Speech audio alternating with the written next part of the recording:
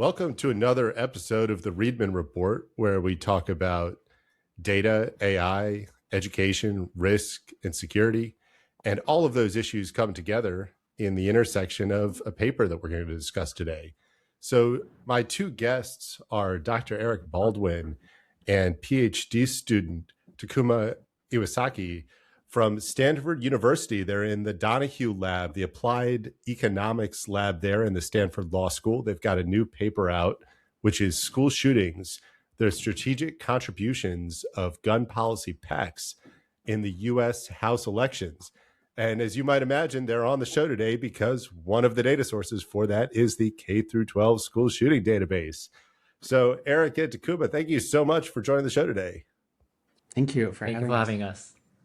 So first of all, you've got a really cool sounding place that you're working. It's this within the Stanford Law School, this Donahue lab where you're doing applied economics. What is applied economics? We're going to start with that. The Donahue lab, it is part of the Stanford Law School, but we don't really do too much legal research. It's like you said, applied microeconomics, which is really kind of what the economists call public policy or empirical social science.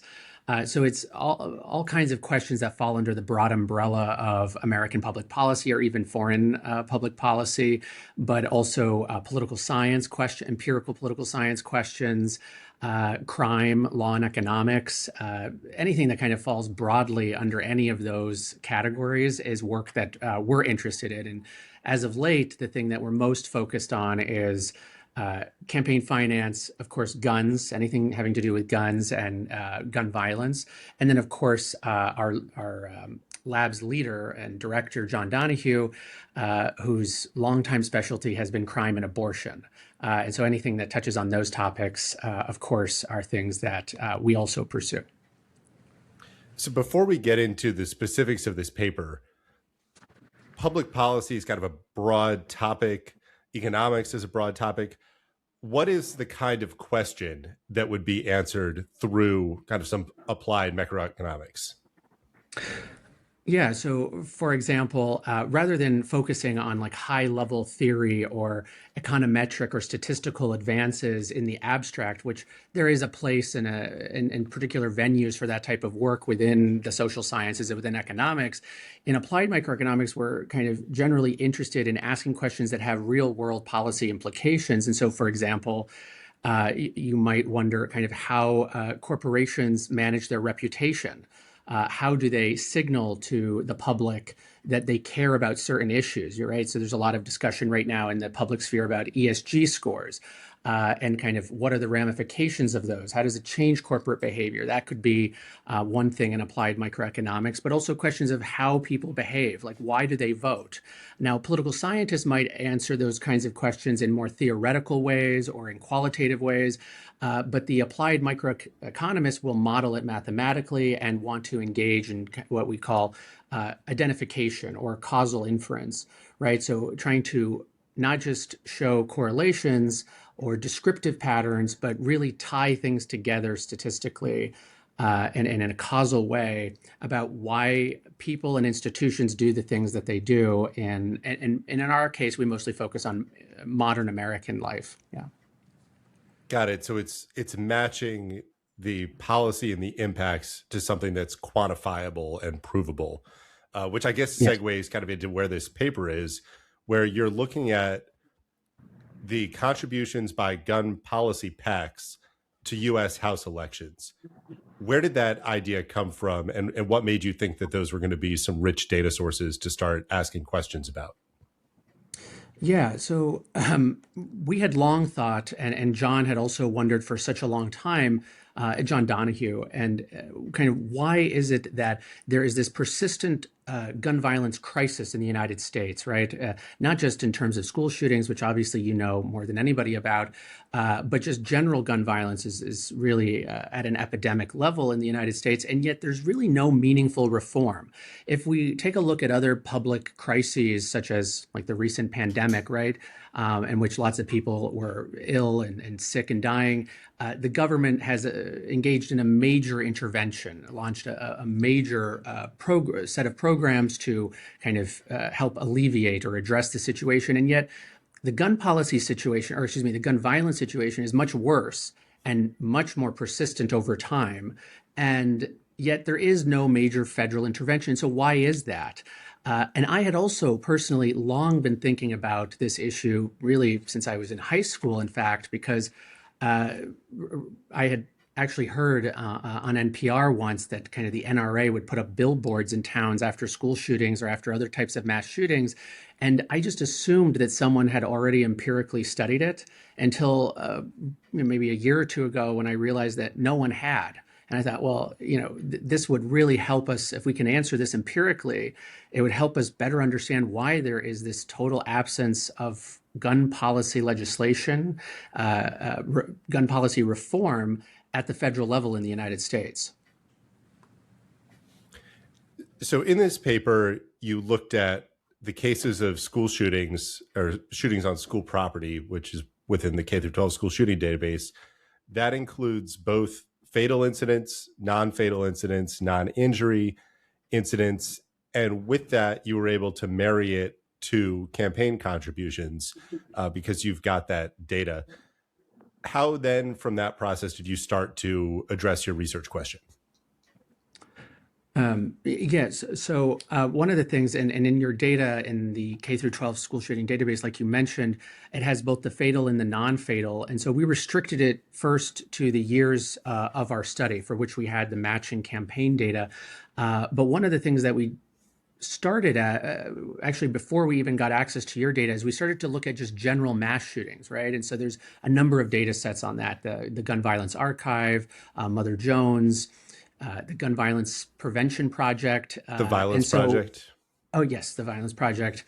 And we took a look at those, and actually we found that there was basically like no connection between campaign contributions and general mass shootings. And then when we got a hold of the data that you put together, we discovered that in that case, the non-fatal, so just general school shootings didn't really elicit a major reaction, right?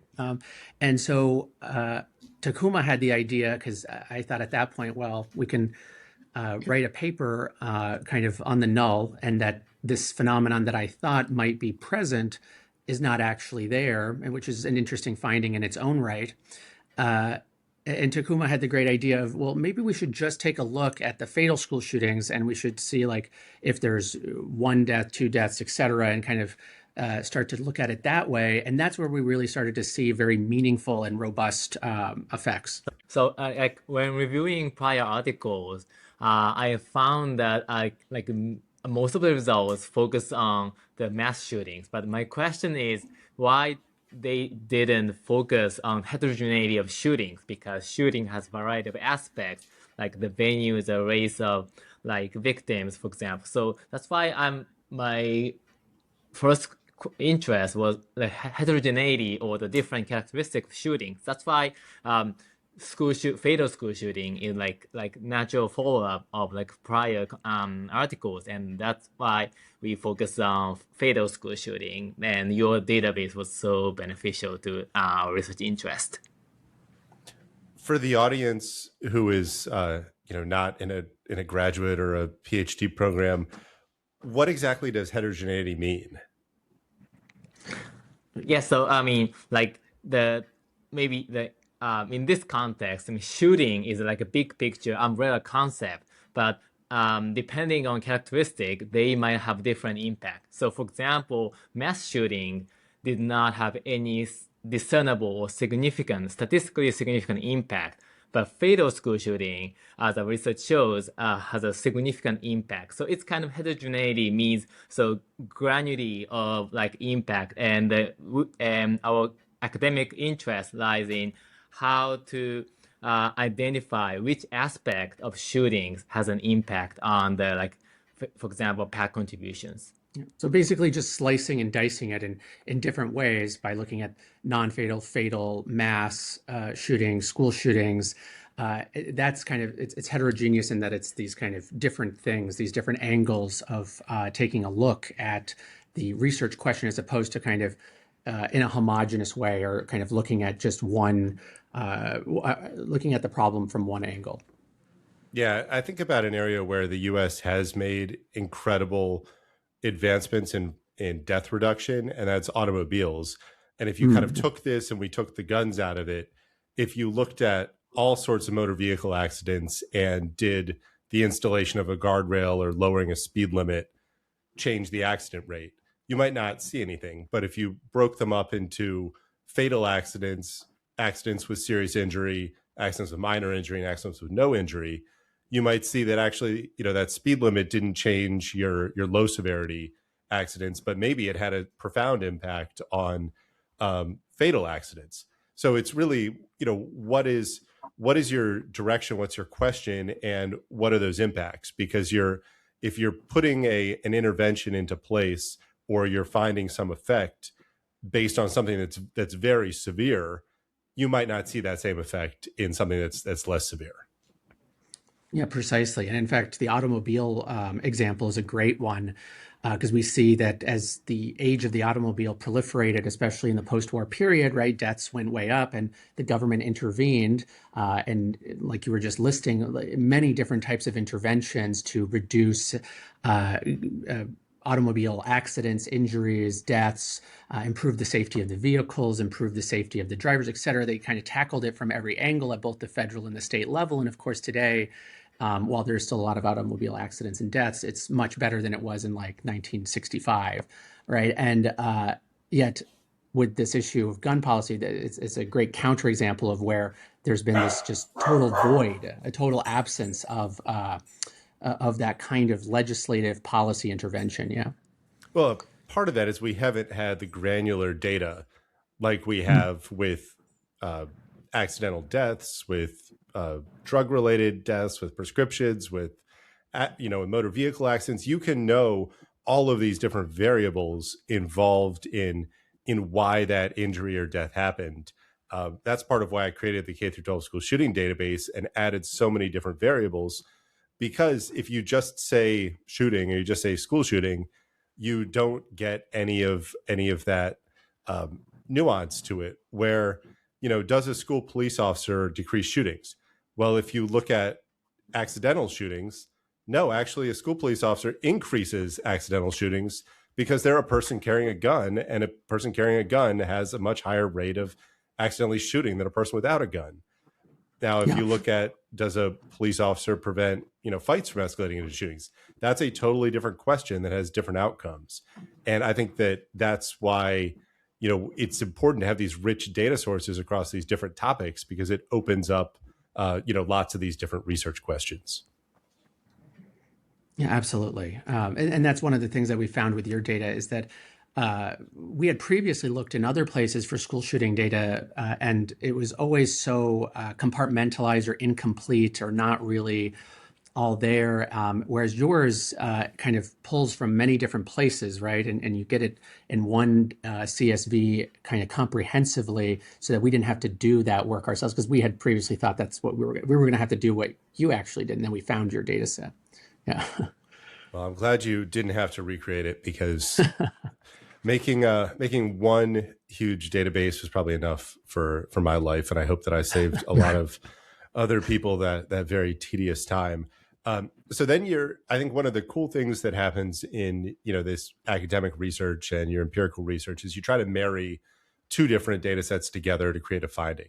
So what happened once you started putting together the school shooting data with the political action committee donations to these U.S. House elections?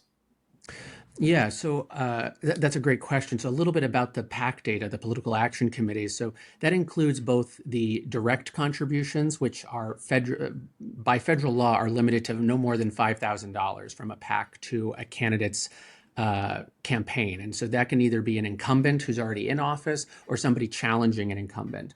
But then it also includes this other kind of world of money in politics known as the super PACs, or sometimes referred to as the dark money, which is much harder to get access to, thus the title of dark money. And that is the indirect contributions, which are unlimited in nature. And the sources of that money, the PACs have to identify themselves, but where the PACs themselves, the super PACs, get their money is protected by law and can remain anonymous per the 2010 Supreme Court decision. So we don't really know where the PACs are getting these colossal sums of money. They're getting it somewhere. And we have some ideas that journalists pursue, but that's not really our realm. But anyway, so they deploy these amounts of money that can be unlimited, but they must be uncoordinated with the candidate or incumbent themselves. And the FEC, the Federal Election Commission, polices that very closely. And so we put all of that together because it's actually two different sets of data. And we obtained that data from an organization called Open Secrets, previously known as the Center for Responsive Politics. And we merged that with the K through 12 school shooting database and a balanced panel that in the end accounted for all 435 congressional districts, which is what exists at any one given moment in time. But it actually has nearly 480 congressional districts because we had to account for the ghost districts that either come into existence or stop existing as the result of redistricting. But they may have received money in those districts at a certain place in time because a school shooting may have happened. And so our balanced panel data set has roughly 168,000 rows because that includes contributions to districts where there was no shooting of any type, as well as those where there are shootings and fatal school shootings. And so then we can kind of track with that balanced panel data where the money is going and under what circumstances. And then, of course, we append that panel data with a number of demographic covariates from the Census Bureau, as well as election margin returns from Dave Leap, who puts together really great election data sets. And so we kind of merge it into this mega data panel. It's quite sizable. And that's kind of how we marry it and begin the more rigorous statistical analysis from that point. And then what everybody wants to know is once you have all of that data and you start applying some statistical tools, what did you find? Yeah, so what we initially find is that in general, when there are fatal school shootings in competitive House districts, so those are ones in which the last election in that district is within a 5% margin, that they increase the pro-gun groups increase their contributions by roughly 31%, and that the gun safety groups, so the gun control, the anti-gun people, those groups increase their contributions by roughly 20%. But what's even more notable is that as an election approaches, a House election every 2 years in November, if a school shooting happens, a fatal school shooting in one of these competitive districts within 2 months, the pro-gun groups increase their contributions by nearly 3,000%. To be more specific, 2,820%. And on the gun safety side, they increase their contributions by 917%. So this shows really a very, very clear pattern that they are are acutely sensitive to the timing of these school shootings as it relates to an election. And they know that as a candidate approaches, election day in November, that they're particularly vulnerable if there's a school shooting, because school shootings naturally, as you might expect, trigger a lot of public outrage and grief and sadness as one would expect, and that might change how people vote. And so that is when the pro-gun aligned candidate needs to really be shored up. And in the more recent years on the gun control side, their candidates need to be shored up so that they can actually speak out in support of gun control or gun reforms, gun safety reforms, without the fear of backlash from the other side, if that makes sense. Yeah, so essentially when it's close to an election in a contested district, you have a fatal school shooting, there's a flood of donations to both of those congressional candidates, and the pro-gun lobby invests 3 times as much into their candidate. Yes. Now there is one that right there is a pretty profound finding, because we know that there's a lot of money on both sides of these issues, but that's an incredible disparity that in that short window of those 2 months after an acute event, that there is that much additional money that flows into one side. Yeah, it's really the percentages are quite staggering in their size. Now, one thing about the gun safety side that I'll mention is that our study goes from 2000 to 2024. October of 2024 is the end of this study. And what we found was that for the gun safety side, that number that I gave you of 917% accounts for all of those years. But if you actually restricted and just analyzed the gun safety side from 2018 through to the end, through to October of 2024, that number jumps up dramatically. And so the gun safety side, in just those years, their contributions within 2 months of an election in a competitive district with a fatal school shooting goes up to about 4,000%, which means that the gun safety side is actually, in some cases, spending more than the pro-gun lobby. But that's only in the most recent years, and that in fact, prior to 2018, they were much more stagnant. Would you say that's right? Yeah. They were more stagnant, and that the pro-gun side kind of dominated the landscape.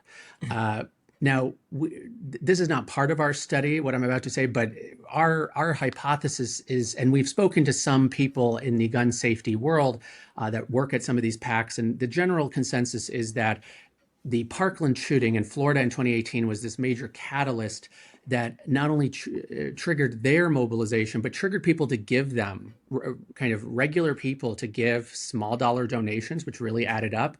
And so then they had, for the first time, really the financial ability to counter the gun lobby, and in some cases outspend the gun lobby. But that's in only the most recent years. You mentioned the big landmark Supreme Court decision with campaign financing. This is Citizens United ruling. Did you look at any sort of changes before and after Citizens United to see if there was a level playing field that became imbalanced, or if it was the same all along? Yeah, thank you. That is a good question. So also we focus on that point first. So we know that the potential impact of Citizens United. So that's why we first started with 2010 for an analysis scope, but we couldn't find any difference before and after the Citizens United. It might be consistent with another prior article that Citizens United has kind of limited impact as expected. So we don't know exactly why, but one of our findings is that we couldn't find any difference before and after Citizens United.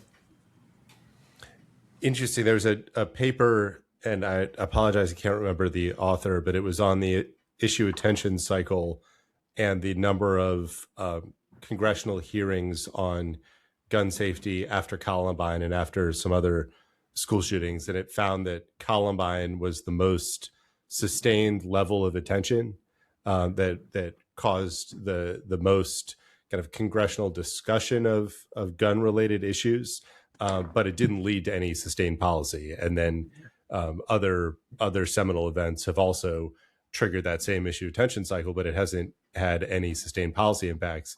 And it sounds like one of your findings here is that a lot more money is flooding this issue, but it's not necessarily leading to any sort of clear advantage for either side of the issue. Yeah, that's exactly right. Kind of one of the tragedies of this, beyond the obvious tragedy of so much death and so much gun violence in America, is that when both sides, as we've been talking about, are pouring in and investing such vast sums, these huge percentage increases near elections into these competitive House districts, in the end, the money kind of cancels each other out, right? Like it kind of just hits each other, and it has basically no effect on the outcome of the election.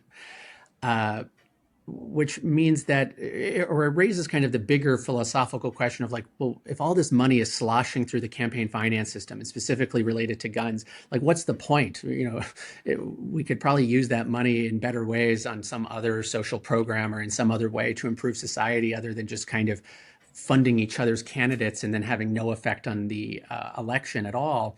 Now, some people would push back on that interpretation and say that, in fact, for the gun safety side, they view it a bit as a success only because for so much of the post-war period, and at least since the 80s and the rise of kind of the modern gun lobby, the pro-gun lobby has basically had the run of the show, the run of the place, and they've been able to do whatever they wanted, and they had vast resources to accomplish that.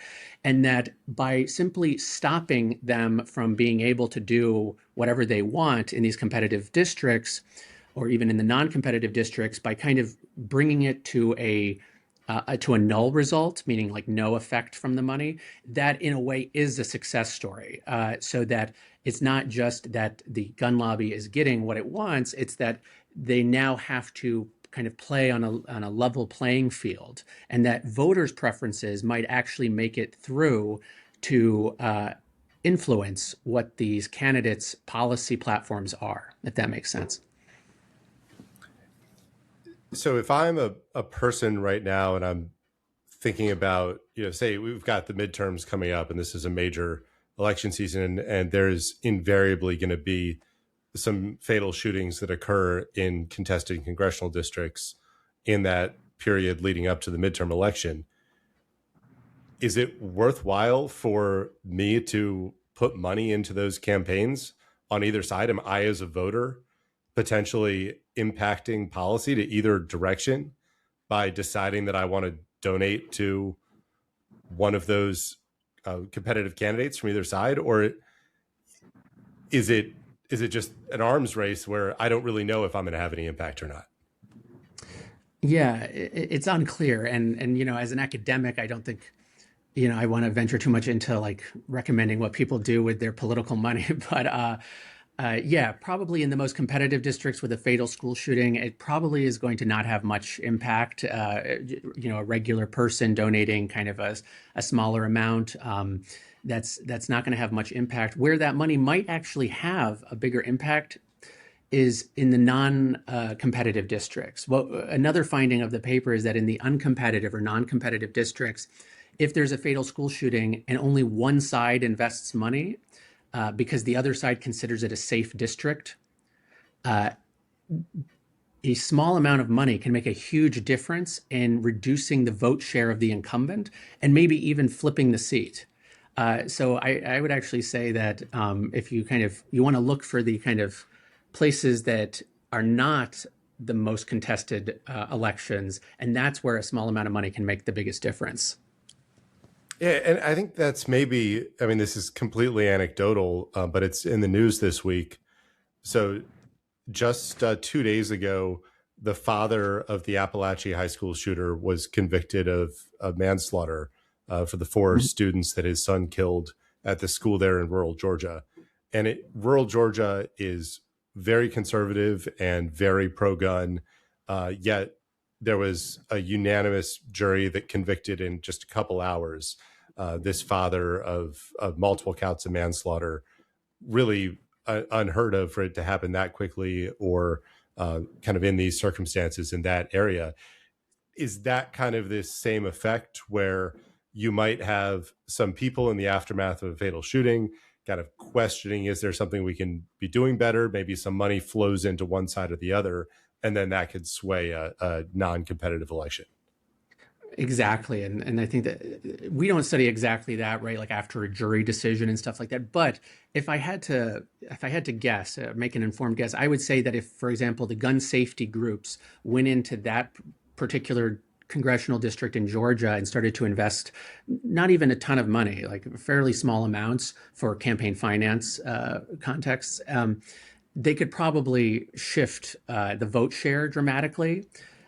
making it a competitive seat as opposed to a safe seat for, I'm assuming, for the Republican Party. Maybe even flipping that seat, whether it be in this election or in the next one, but certainly putting the other side on edge. Yeah. Yeah, that's fascinating and counterintuitive, because you think of contested areas as being kind of the hotbed for policy change, but maybe it's places where the status quo is just such a given that somebody can upend it. What are some of the questions you feel like you couldn't answer from this data that you really hoped you'd have a clear answer for?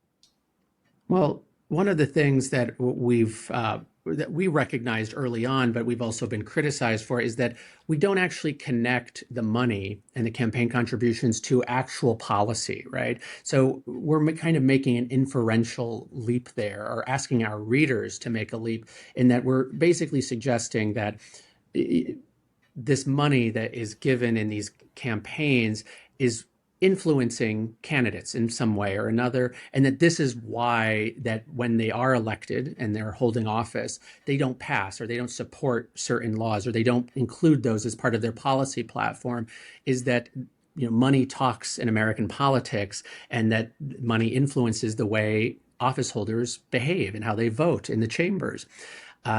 We don't actually prove that part. We prove the money. We prove all the other elements very, very robustly and very rigorously. I'd like to think, at least, and hopefully others agree that we do it robustly. But that final piece of connecting the money to the laws, to gun laws specifically, we don't connect that. And that's really kind of the researchers' black box, if you will. And so that's one of the questions we were unable to answer. Yeah. Another unsolved question is, why school shootings so unique in terms of the impact on PAC contribution? So our study showed that a fatal school shooting has an impact on PAC contribution, while mass shootings do not, or while non-fatal school shooting do not have any impact on PAC contribution. And another question is, why fatal school shooting is so unique? So we try to quantify kind of the impact of media or social media of fatal school shooting, but we couldn't fully solve why that happens. So that's one of the ongoing questions for us. I think one of the biggest differences between school shootings and mass shootings is that school shootings committed by kids under 18 are hyper local. That kid is usually, from that community. The school is the center of their community, and the kid doesn't have a lot of mobility. Adults have much more complicated lives where they're moving between different places.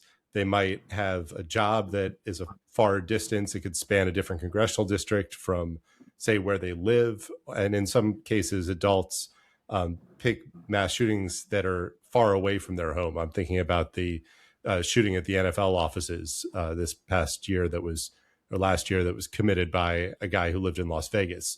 So there's not a one clear congressional district where somebody has got a purview and responsibility over that for a mass shooting. Whereas a school shooting, there's a very, very clear geographic connection for everybody involved, kind of at all levels of pre-incident, the shooting itself, and then dealing with the aftermath of it. Yeah, that is a great point. Also, that's exactly what we are thinking about. And also, that point is really consistent with one of our findings. So our research showed that the impact of fatal school shooting is so local. So we couldn't find any impact in terms of the impact on statewide election, for example, a U.S. senator or state governor elections. So that is consistent with your explanation. So fatal school shooting has unique in terms of the localness, and the local community has policy salience in terms of gun control. So that's why fatal school shooting is different from other categories of shootings. Mm-hmm. Yeah, I think there's some other peer-reviewed research that would support those same findings.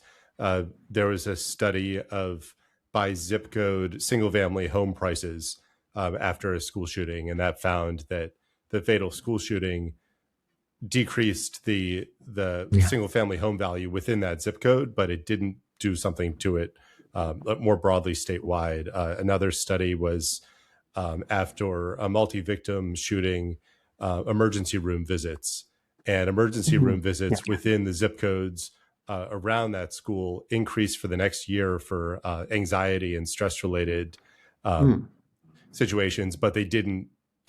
It was not an overall effect where everybody in that state or everybody across the country was feeling stress and anxiety. So there's a lot of hyper local things, and like the property values for single family homes, that makes so much sense, because if there's a high profile shooting, somebody's not going to voluntarily move into a house in that school district if they don't think the school's safe or they don't want their kid to be associated with the name of that school.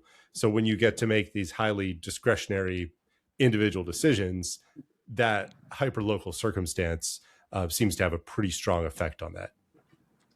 Yeah, that's a great point. So through our research, we found that this gun research is so interdisciplinary. So for example, as you said, economists talk about the impact on like land prices or housing prices, and education scholars are interested in what is the impact on like school performance after like Sandy Hook or like other devastating tragedies. And also our research is kind of close to policy research, and mental health is also hot topic about this point. So it's totally interdisciplinary, and that's why we try to focus on like this multidisciplinary aspects. Kind of building on that, one of the things that I think is interesting to think about is that in this particular case, it's like Takuma was saying, and you were just talking about, there's no geographic spillover, there's no spillover on other offices, it's hyper local, but trying to get inside the mind, and right, we don't have evidence of this, of the pro-gun groups, for example, like why did they care? And it's very obvious in the data. It's just a very obvious in the event studies and whatnot that they clearly care about the fatal school shootings more than anything else. They don't seem to care about other types of shooting events, other types of tragedies. Even when we looked at like mass shootings with huge casualty counts, like the Las Vegas, the country music concert, where I think it was like 60 deaths, or it was really awful. They didn't have any particular attention in terms of their financial activity in that area. Now, that could also be because it's just not a competitive district, but they, even in the competitive places, they care specifically about when these events are happening in the context of schools. And trying to figure that out has been kind of a puzzle, and we're not really sure on the answer to that. It may be that they know that in kind of society's collective psyche, children hold a very kind of special and unique role, that they're kids are in schools. It's a place of learning, a place of vulnerability, that children as a society, right, we all agree, like children are needing of protection and kind of safety, and kind of being safeguarded away from the dangers of society. And so maybe they're aware that when children are in the environment in which children are present, when there are shootings and death, that this will trigger a kind of much deeper emotional salience for the public, for the local community, and that this is what they're concerned will change people's votes. Whereas if adults are killed in a shooting at a mall, for example, or at a restaurant or what have you, they're not as concerned that that's going to change how people vote. But when kids are involved, they're clearly very concerned that that is going to trigger people emotionally and therefore trigger a vote change. Yeah, my theory has been that at K through 12 schools, and it would be interesting to compare this with universities to see if there's any sort of similar impact if it's a university shooting. But K through 12 schools are very unique places because children are in the custody of the state. Your parents drop a kid off, and for the next 8 hours, that school is in charge of their well-being. If they get hurt, it's the school's responsibility. The school's allowed to take them to the hospital. The school's allowed to give them medication. The school's allowed to have them talk to a counselor. So a parent is surrendering custody to the state until they pick the kid back up. And the contract is that the kid is going to be in the same or better condition when they get picked up. And if that contract is broken, an elected representative is a person who is responsible for that custody of the state.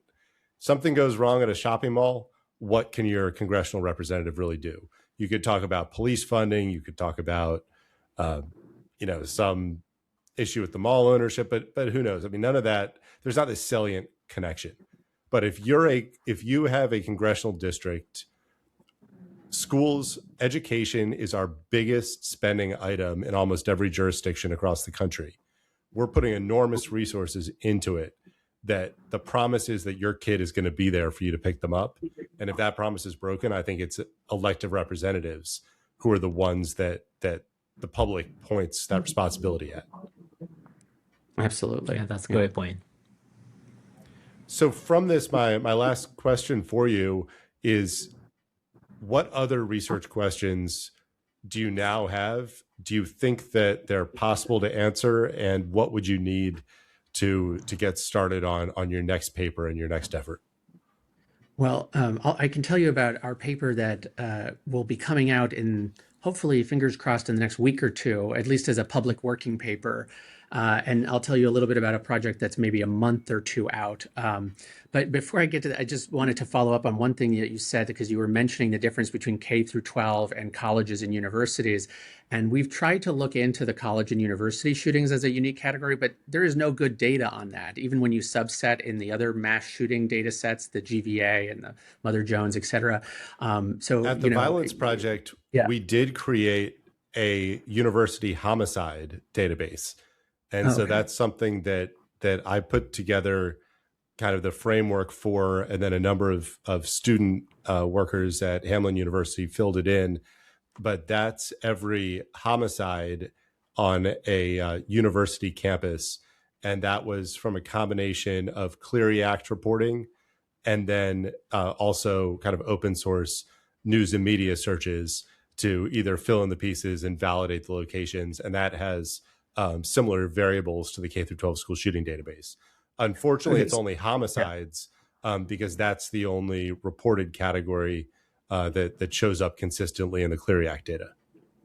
And so when you say homicides, can that be like multi-person incident, multi-casualties, multi-fatality homicides, like a mass shooting, or is it just going to be single instances? Yeah, it has all. So it's shootings, stabbings, strangulations, whatever else. The majority so it's not just guns. Yeah, the majority of them are shootings, but then you can filter that data to find, say, if you wanted to compare the single victim shootings to the mass fatality shootings, you could use that data set for that. If you wanted to compare stabbings to shootings to see if there was a change, that would be an interesting point there. But yes, that data set does exist. But unfortunately, the scope of the school shooting database, it took so long to put it together that making a similar all shootings database for colleges was just too difficult. Yeah, well, that's exactly why I brought it up, because I thought if anyone knows of a good data set or even a lead to one that we could work with, it will be you, because we had in the past really struggled to find anything that was unique to colleges and universities. So thank you for that. We'll probably follow up about that. But getting to your original question before I went on that digression about our future research. So like I said, we have a paper that's hopefully coming out in a week or two as an NBER, National Bureau of Economic Research working paper. And that's looking at the state level, right? So in the paper that we've mostly been talking about today, we're looking at the federal level. So in this new one is at the state level, but specifically at the relationship between the state level interest groups, PACs, if you will. But at the state level, they're not always PACs. There's also other types of pro-gun and anti-gun advocacy groups, their contributions to state level office holders and governors. And basically the question is, do elected office holders listen to their constituents in regards to gun policy, or do they listen to the special interest groups? And does the money of those special interest groups talk more than constituents' preferences? And basically the bottom line is that in many cases, in many states, the gun interest groups get more sway than constituents' preferences in how elected office holders behave and in the laws that pass. What we find is that basically when there's a Democratic trifecta, in those states in which both chambers of the legislature as well as the governorship are all held by the Democratic Party, there will be increases in gun reform in terms of regulating gun, just basic common sense gun regulations, which is consistent with the polling data, that's what people want. Is even when they poll gun owners and people who are in support of the Second Amendment, even they generally support common sense, basic gun regulation, like enhanced background checks, red flag laws, et cetera. And so in Democratic trifecta states, they get those policies, whereas in the states with Republican trifectas, they actually counter public opinion and reduce gun regulation in those places. But the general trend has been towards deregulation, which is counter to public opinion polling that has been done over many decades that consistently show that the public supports these common sense gun reform measures. So that's one paper. And then just briefly, another one that's maybe 2 months out from being public is we're looking at the behavior of corporate PACs when it comes to gun policy. Well, it sounds like when those papers hit, we need to have a follow-up discussion, because I think we just scratched the surface of how you find data, how you analyze data, what the findings really mean, and where the holes in those findings are, and ultimately, what are the policy implications, and then what are the additional questions you have, because there are no magic bullets in this gun violence problem. And anybody who throws out a simple solution probably has not looked at it from all of these different angles. So I want to thank you for that research. If people want to find out more about the Donahue Lab, what kinds of resources and what kinds of other research is taking place there? Yeah, so there's research on criminal activity, on the relationship between criminal enforcement and ICE enforcement, right? That's a very timely topic right now, that'll be coming out in a few months. And if people are interested in seeing the research output that has happened in the past, they can go to the NBER, National Bureau of Economic Research page, and just look up John Donahue, because his name is on every paper. And that's basically a repository of all of the papers produced by the lab over the last 30 years during his time, both here at Stanford and at Yale, and with all of his collaborators and members of his team on the many questions of crime, abortion, guns, defensive gun use, et cetera. And so if people are interested, they could pursue that, and then and following our Stanford Law School web pages as well. Awesome. Well, Eric and Takuma, thank you so much for your time today. Thanks for your contributions to the academic research and to this topic that sorely needs empirical evidence to support arguments. And I will look forward to talking to both of you about those subsequent papers when they come out. Great. Thank you so much for having us.